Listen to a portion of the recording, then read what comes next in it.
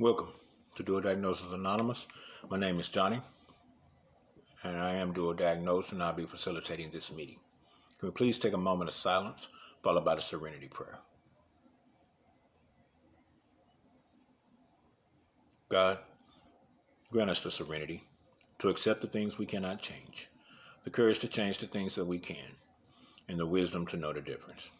I want to welcome you all back again to another edition of DDA. It's good to have a little break in between so that I can mentally, spiritually, and emotionally take care of myself so that I can continue to help others to understand what recovery is and how you can recover. So today I just want to dive on into this because just out of excitement and anxiety. And so I hope that you all get something out of this. Today's topic is how to change habitual behaviors. Habitual behaviors can number from a variety of things. Habitual lying, habitual stealing, habitual routines to work, you name it. I mean, it starts from when we were kids, when we start developing these habitual behaviors. Procrastination, and the list goes on and on and on. These are things that we've been doing for so long that we don't even think about it when we're doing them. We just do it on automatic mode, on autopilot. And the sad thing about it is when people call us out on it, we get upset. Then I look at people how they raising children, and they get mad at the children because the children are displaying the same behaviors that they're displaying. And it's not right. It's not fair. Before you check somebody else, you need to check yourself. And when you practicing habitual behaviors, you don't realize that you're doing these things. But we pay attention to what everybody else is doing, but we don't pay attention to what we're doing. Like procrastination. A lot of people acknowledge that they're procrastinators, but they don't do anything about it. That's why they call them procrastinators. A habitual liar, it can be you and them by yourself. And they'll do something. You know that you didn't do it. You confront them on it. But because it's a habitual behavior, it's a habitual habit that turns into a habitual behavior, you confront them, then they start playing like they're the victim, trying to make you look like you're crazy. Well, our babies are seeing this. They're looking at how we act toward other people. They're looking at how we act and behave, in our households. They're looking at how we act and behave in public, how we interact. And when we're on the telephone talking to other people, our children is looking at this. And they are seeing bad behaviors that we're not noticing. So today I want to help somebody to understand that it's time to change those habitual behaviors. But in order to change the habitual behaviors, you have to change those habitual habits. So what is a habitual behavior? A habitual behavior is a form or automatic and routine behavior. It is a behavior that people repeat because this behavior is easy, comfortable, and rewarding. Habitual behavior's automatically character is demonstrated by the fact that it is often started by a cue or a change in the situation. Habits are hard to kill, and rightly so. They are part and parcel of the personality traits and mold your character. However, habits are not always something over the top and quirky enough to get noticed. Think of subtle habits like tapping your fingers when you are nervous or humming songs when you drive. Just take a few minutes and think of something specific that you do all the time. You will notice how it has become a habit for you without any explicit realization. Everything you do daily, starting with your morning routine, lunch preferences, and exercise routines, are all habits. Habits mostly form from life experiences and certain observed behaviors. Not all of them are healthy. Habitual smoking can be a dangerous habit for your health. A habit could also make you lose out on enjoying something to its best, like how some people just cannot stop swaying their bodies.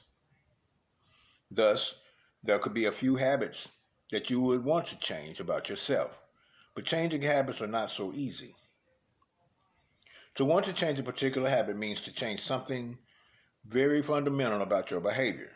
Hence, it is necessary to understand how habits form and why they are so difficult to get out of. Habits can be physical, social, and mental, energy based, and even be particular to productivity. Understanding them is necessary to how, why, to know. Understanding them is necessary to know why they are difficult to break and what can be done about them.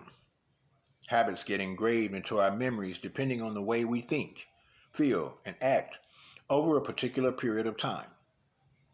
The procedural part of the memory deals with habit formation, and studies have observed that various types of conditioning of behavior could affect your habit formation.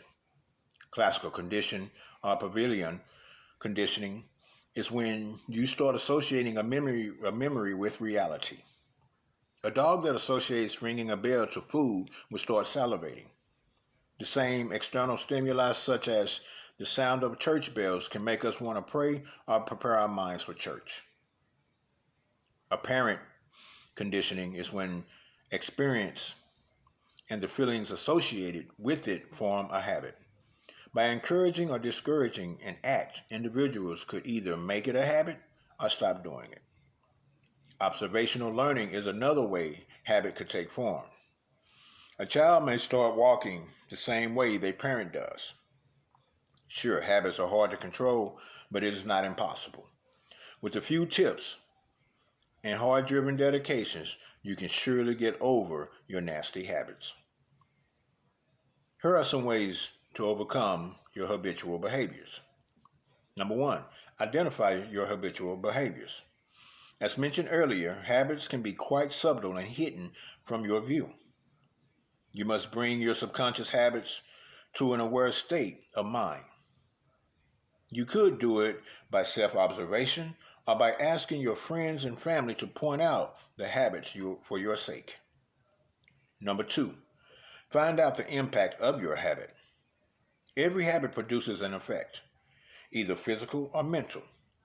Find out what exactly is it doing to you. Does it help you relieve stress, or does it give you some pain relief? It could be anything simple. Sometimes biting your nails could be calming for your nerves. Understanding the effect of a habit is necessary in order to control it. Number three, apply logic. You do not need to be fed with wisdom and advice to know what an unhealthy habit could do to you.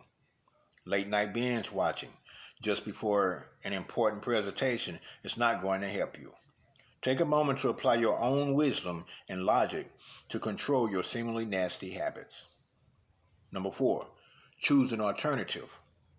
As I said earlier, every habit induces some feeling, so it could be quite difficult to get over it unless you find something else that can replace it. It can be a, it can be a simple, non-harming new habit that you can cultivate to get over a bad habit. Say you have a habit of banging your head hard when you are angry. That is going to be bad for you. Instead, the next time you are angry, just take a deep breath and count to 10. Or maybe start imagining yourself on a luxury yacht. Just think of something that will work for you. Number five, remove all triggers. Get rid of items and situations that can trigger your bad habit. Stay away from smoke breaks if you're trying to quit smoking. Remove all those candy bars from the fridge if you're trying to control your sweets cravings, and etc. Number six, visualize change. Our brains can be trained to forget a habit if we start visualizing the change. Serious visualizations is retained and helps as a motivator in breaking the habit loop. For instance, to replace your habit of waking up late, visualize yourself waking up early and enjoying an early morning jog every day. By continuing this, you will naturally feel better and wake up early and do your new hobby. Number 7, avoid negative talks and thinking. Just as how your brain is trained to accept a change in a habit, continuous negative self-talk and thinking could hamper your efforts. Put it could hamper your efforts put into breaking a habit. Believe you can get out of it and assert yourself the same way. Changing habits is not easy, so do not expect an overnight change. Habits took a long time to form. It could take a while to completely break out of it. You will have to accept that sometimes you may falter in your efforts. Do not let negativity seep in when it seems hard. Keep going at it slowly and steadily, and eventually you will change your habitual behaviors. And like I always say, being a recovered addict, you know, one of the bad habits that I see people practice daily is thinking that they can do this thing on their own, thinking that they can beat it on their own. They'll tell you that, oh, I can stop anytime I get ready. I can quit doing this anytime I get ready. But that's not the problem. The problem is starting back up again. That's what lets people know that you cannot stop. But for some people, they think just because they can stop, that that's the solution, and it's not. The solution is in not starting back up. So when it comes to habitual behaviors, like I said, it's hard to break old habits. You know, I have to pay attention to my behaviors by paying attention to the way that I think. See, music to me is a habitual habit. And when I'm upset, that's what I turn to for soothing, for comfort, for relaxation, just like I'm getting ready to do here in a minute. But see, that's a healthy habit. I went from practicing healthy habits at a young age to practicing unhealthy bad habits. So it was my job to turn that back around. And just like I was mentioning earlier about kids, see, when you act out of habitual habits and behaviors, you don't really realize what you're doing when your kids are watching. And it's not fair for an adult to get on a child for the way that they behave when you can't check yourself for the way that you're behaving. Kids don't have much say so. We are their role models. We are the people that they look up to. They don't really care much about the president or and people like that. They looking up to the people that's feeding them. They looking up to the people that's putting a roof over their head. They're looking at the ones that's having birthday parties for them and things of that nature. And how you act and how you behave takes a big toll on how our kids act and how they behave. So take it from me. If you want your kids to practice good, healthy, habitual habits, then as the adult, we have to practice healthy, habitual habits. Because we do have a choice in how we act and how we behave. I think about my cousin all the time, and I remember he used to tell me, you know, Johnny, hey, kinfolk, I ain't going to ever change. This is how I've always been. But it's not true. When you start practicing a habitual behavior at a young age and you continue to practice that, you may still, things still change around you. But you're choosing not to change. You're choosing to act and behave the same way that you've always chosen to act. That's a choice. I don't want to go back to my old behaviors because I didn't get anything out of them. I like the new me. I like the peace that I get to experience every day. I like the life without drama, stress, other than normal stress. I can deal with the normal stress, but I don't like unnecessary stress. I used to thrive on people, being around people. But now I don't thrive on that. I'd rather be somewhere where it's peaceful and quiet. And when it's time to go deal with people, I can deal with them more effectively because my mind is mentally sound enough to do so. For those habitual procrastinators, it's easy to overcome procrastination. Why am I saying that? Because you know when you're procrastinating. When it's something that you said you're going to do, regardless of how you feel, do it anyway so that you can feel good about it. Because if you don't, all you're going to do is feed your depression. Habitual liars, instead of lying about what you do, start being honest about the things that you're doing. Look at your life. Be honest with yourself. That's the only requirement that it takes to be happy, is to be honest with yourself. To feel good about yourself, try to be honest with yourself. But you can't be honest with yourself if you're still practicing habitual lying. Stop. There's no payoff. You're the one going to have to live with the guilt and the shame. It makes people not trust you. It makes people not even want to be around you. Because there's nothing good about habitual lying. And when it comes to our babies, practice what you preach. Don't tell them not to do something when you're doing it. Because you're the one that's teaching them how to do it. I sit in my room sometime and when the grandkids are over, I'm sitting in my room and I'm listening to them as they're talking and playing. And as I listen to them, I'm just like, they sound just like their grandma. They sound just like their daddy. They sound just like their mama. You can hear these different personalities come out of them because they are paying attention to the different personalities that's around them. And it's the adults.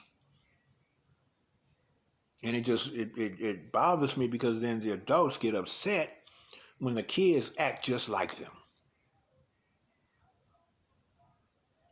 But they are too prideful to own up to their behaviors and changing them.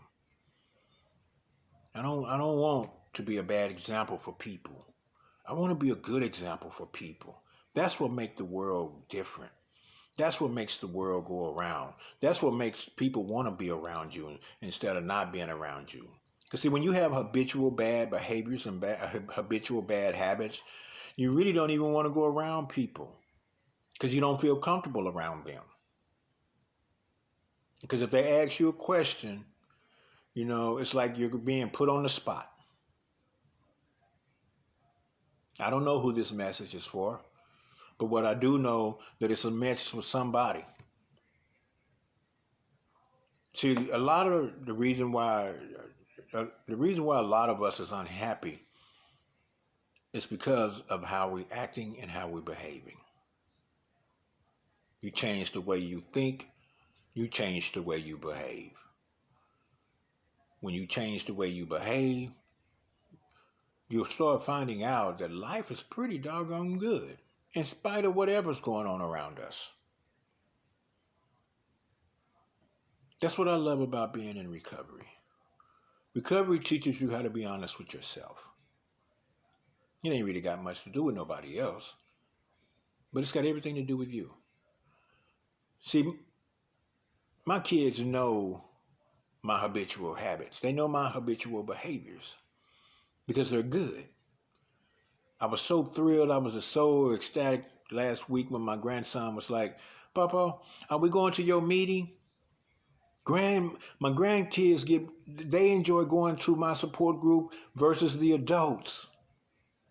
The adults don't think they need support. They don't think that they need a support group because they know that they're going to be called out on their mess. But my grandson was willing to go to the meeting with me, and he was all happy and excited. He don't really know what it's about, but he knows his grandpa is doing something good for his community and for himself. See, those are the kind of habitual habits that we need to be displaying onto our children. Not all that cursing and drinking and all that kind of crap. Well, I only drink on the weekend. It doesn't matter. Your kids are watching what you're doing. And it's only a matter of time before they start experiencing what you're doing. And you can't blame them. You're gonna have to own up and blame yourself for teaching them that. Because when you do it around them, you're telling them that it's okay. When you're smoking around your kids, you're telling them that it's okay. That child shouldn't have to grow up second guessing themselves. That's how I learned how to smoke. I learned how to smoke and drink by watching my parents' habitual behaviors. And because they made it apparent that it was okay, I started acting just like them. Until I got old enough to realize that this is not cool. I don't even like the way it tastes. When I used to smoke, I didn't even like the smell of smoke.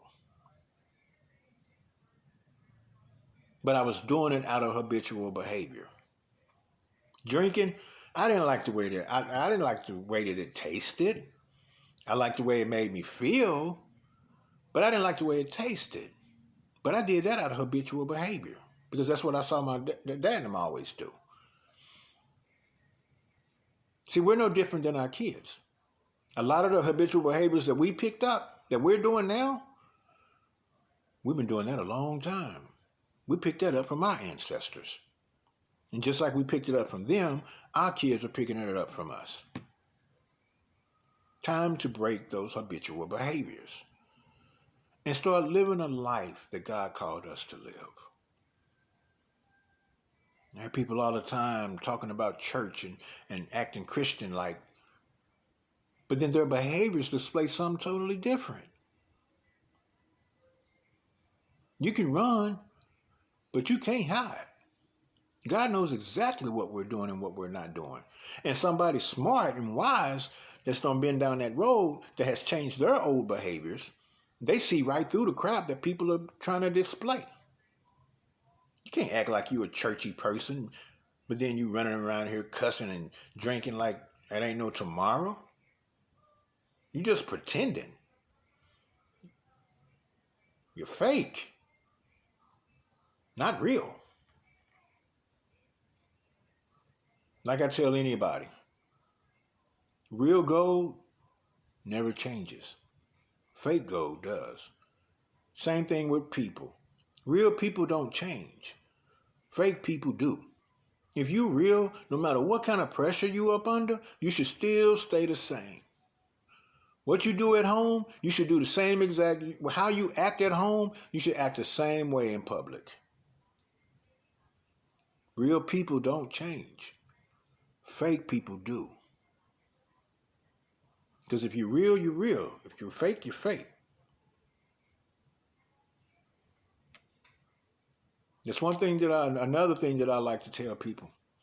You can lie all you want, but your behavior can't. That's pretty deep. Your behavior will never lie.